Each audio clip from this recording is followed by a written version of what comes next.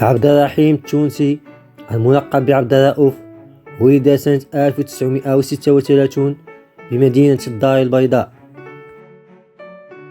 وبدأ أول خطواته على خشبة المسرح في بداية ستينيات القرن العشرين، واشتهر حينها بأدواره الفكاهية ولباسه الفضفاض المميز وشكله الطفولي الفريد من نوعه.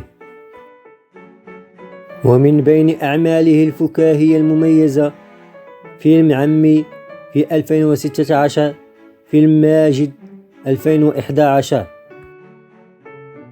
كان عبد الرؤوف يعاني من مرض على مستوى القلب، ما كان يتسبب له في انتفاخه وضيق في التنفس باستمرار. ويعتبر عبد الرحيم التونسي من أشهر الفكاهيين المغاربة، وطبع على مشوار فني حافل بالنجاحات.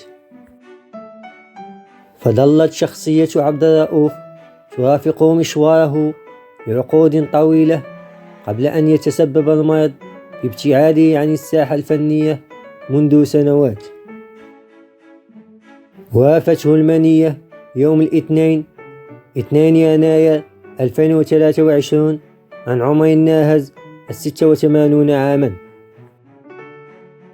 وأعلن الخبر لوسائل الإعلام المحلية ابنه كاشفا أن والده فارق الحياة بمنزلهم في مدينة الدار البيضاء.